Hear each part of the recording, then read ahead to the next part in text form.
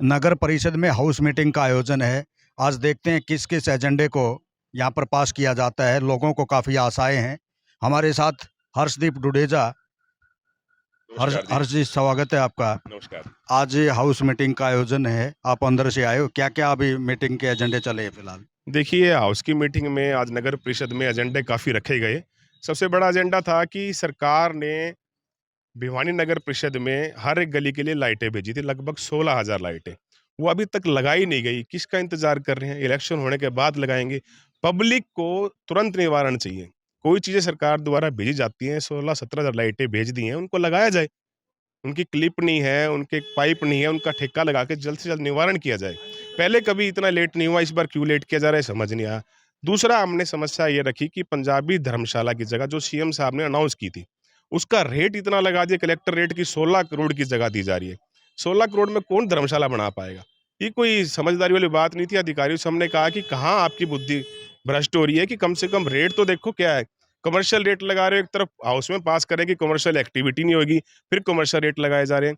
उन्होंने कहा कि हमने इसका प्रस्ताव सीएम साहब के पास बना के जो आपने दिया था, हमने वो भेज दिया है। तीसरा था शहीद मदन लाल ढींगड़ा का स्टैचू। उसका हमने धरना देकर खुद सरकार में होते हमें शर्म की बात है धरना देना पड़ा अधिकारियों के खिलाफ कि ये स्टैचू गिर जाएगा, शहीद है, शहीद का तुम अपमान कर रहे हो। तो इन्होंने हमारी समस्या को सुना है। लगभग 20 लाख का वो टेंडर उसका एस्टीमेट बन गया है। ये कह रहे हैं जल्द से जल्द लगाया जाएगा। मैंने इनसे रिक्वेस्ट करी कि आगे आचार संहिता लग जाएगी, आप जल्द ही इसको काम शुरू करवाया जाए। सबसे बड़ी समस्या थी कि मुख्यमंत्री जी हमारे ईमानदार, इतने मेहनती, पब्लिक की जो समस्या उसका निवारण करने के लिए जनसभा सुनने आए। उन्होंने नगर पोर्टल बनाए कि जो भी समस्या है उस पोर्टल पे डाले, जहां सरकार डिजिटल करती जा रही है पोर्टल के माध्यम से कि इन समस्याओं का निवारण कीजिए। आप उसी पोर्टल के काम को रिजेक्ट कर रहे हैं। फिर पोर्टल क्यों बनाए? फिर सीएम साहब ने जनसंवाद क्यों सुने? जो जनसंवाद मैंने लगाए थे, उन जनसंवादों को इन्होंने रिजेक्ट कर दिया। तेलीवाड़ा का एरिया जो लगभग जल भराव का एरिया रहता है, आप कई बार वहाँ न्यूज़ बनाने के लिए आए कि बाहर के रोड ऊँचे हो चुके हैं, अंदर के रोड नीचे हैं, उनको दुरुस्त किया जाए। तो उनको रिजेक्ट क्यों कर रहे हो? कोई प्रॉब्लम है तो हमें बुलाओ, अधिकारियों को बुलाओ, हम उनको समझाएँगे कि किस एरिया में काम पहले ज़रूरी कहाँ-कहाँ है। नगर भारत नगर में चारदीवारी उसके लिए मैं लगातार चौथी बार मीटिंग में लिख के दे रहा हूँ कि वहाँ पे चारदीवारी की जाए। आवारा पशुओं का जमावड़ा रहता है, गंदगी फैलती है, जिससे कभी राह चलते नागरिकों को नुकसान पहुँच सकता है। एमसी कॉलोनी मोड़ पे जो रोज़ गार्डन बनाने की जगह खाली रखी है, कोई आपका डिस्प्यूट है तो हमें कागज़ दिखाइए। डिस्प्यूट हो भी, चल भी रहा है तो उसकी चारदीवारी कराइए या तार बाँधकर कोई तो उसका रास्ता निकालिए कि आवारा पशु, आवारा गंदगी तो वहाँ पे नहीं हो। कम से कम वो तो रास्ते इन्हें निकालने चाहिए। तो डीएमसी साहब ने सारी बातें मेरी बेखूबी सुनी। उन्होंने इसका जल्द निवारण करने का मुझे आश्वासन दिया है। बाकी सारी हाउस की मीटिंग में अभी चर्चाएँ चल रही हैं बाकी। इसकी मीटिंग में आपने वार्ड का क्या क्या समस्याएं रखी और क्या क्या एजेंडे अभी प्रस्तावित हैं या पास हुए हैं? हमने अपने वार्ड की रखी, वार्ड नंबर 25 की समस्याएँ रखी। एक तो मेन, जब से मैं एमसी बना हूँ, तो मैंने सबसे पहले समस्या रखी थी बंसीलाल पार्क की। बंसीलाल पार्क की समस्या सबसे बड़ी है कि वो तो कह रहे हैं कि हुड्डा के अंडर है। कमेटी कहती है हुड्डा के अंडर है, हुड्डा वाले कुछ काम ही नहीं करते। तो जो इस शहर में दुर्दशा एक पार्क बंसीलाल पार्क की है ना, वो शायद किसी भी पार्क की नहीं होगी। यहाँ डिमांड क्या थी आपकी? डिमांड यही थी कि वो एक गरीब तबके में अच्छा पार्क है, तो हर आदमी को हर समस्या, हर लाभ मिलना चाहिए पार्क का। तो वो हमारे एरिया में एक ही पार्क है और उसका भी समाधान नहीं हो रहा। आज और क्या क्या मीटिंग में रहा खास? खास तो ये रहा कि बजट पेश किया गया, जो कि सबकी सहमति से हुआ। एक ट्रीटमेंट वाटर के लिए किया गया, वो पास किया गया है सबकी सहमति से। और भी काफ़ी चीज़ें थी जो सारी सहमति से, और सब ने मिलजुल के प्रयास किया शहर के विकास के लिए।